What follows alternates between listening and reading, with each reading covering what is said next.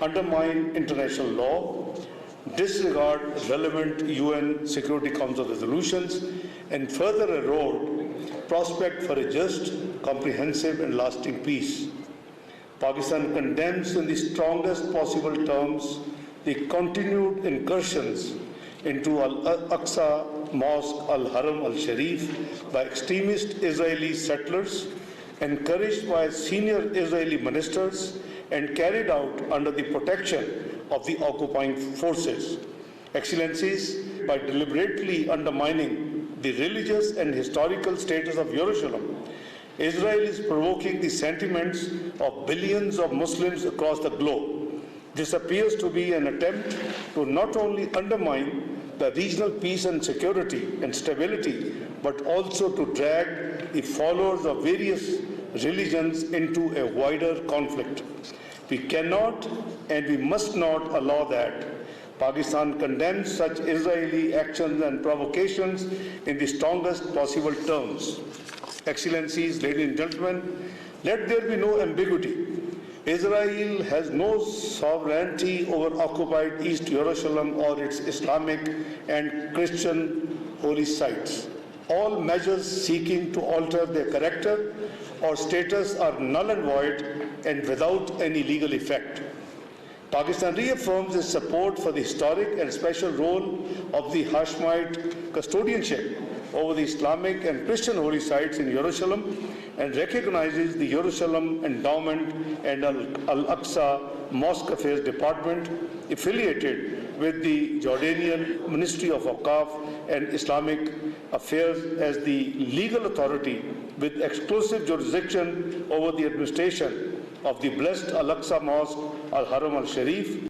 The entire 144 Dunam area is an exclusive area of Muslim place of worship, and any attempt to impose division is unacceptable and must be rejected unequivocally. Excellencies, ladies and gentlemen, we also remain deeply concerned by the continued expansion of illegal settlements, the establishment of new settlement outposts, escalating settler violence, and continued oppression of the Palestinian people throughout the occupied Palestinian territory, particularly in the West Bank.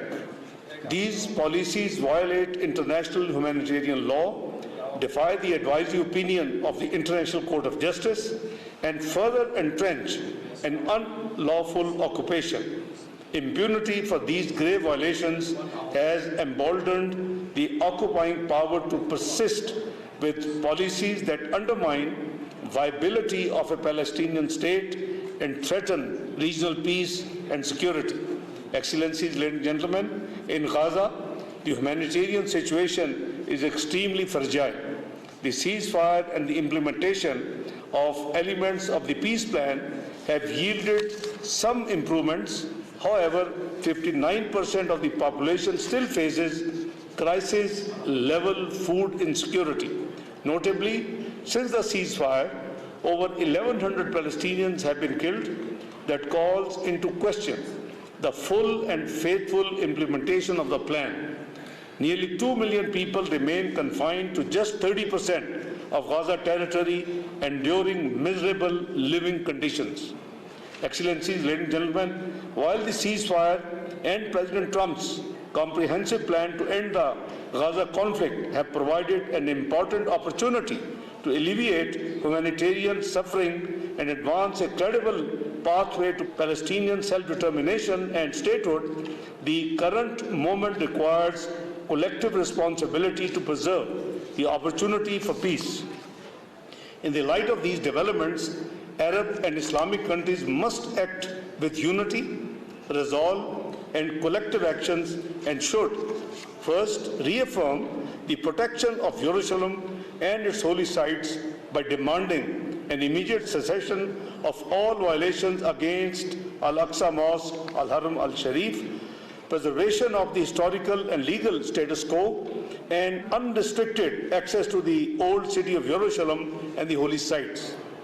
Second, reject all illegal Israeli settlement activities, annexation attempts, forced displacement, and demographic changes in the occupied Palestinian territory, including East Jerusalem, in accordance with international law and relevant United Nations Security Council resolutions, including Resolution 2334. Third, support the full and faithful implementation of the comprehensive plan to end the Gaza conflict and Security Council Resolution 2803.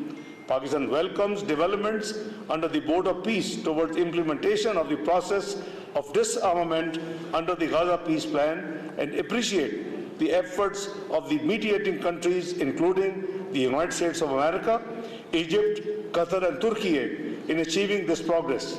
We hope that with these developments, concrete steps will be taken towards implementing all commitments under the Gaza Peace Plan. Fourth, strengthen Arab and Islamic coordination and diplomatic efforts within the international forums, including the United Nations, to ensure international protection for the Palestinian people, as also urged by President Abbas, hold accountable those responsible for crimes and violations committed against civilians, and advance a political solution based on justice and lasting peace and international legitimacy. Excellencies, Pakistan's support for the Palestinian people remains steadfast and unwavering. We reaffirm their inalienable right to self-determination and their right to establish an independent, sovereign, viable, and contiguous state of Palestine based on the pre-June 1967 borders with Al-Quds al-Sharif as its capital. A just, comprehensive, and lasting peace can only be achieved through respect for international law and realization of the legitimate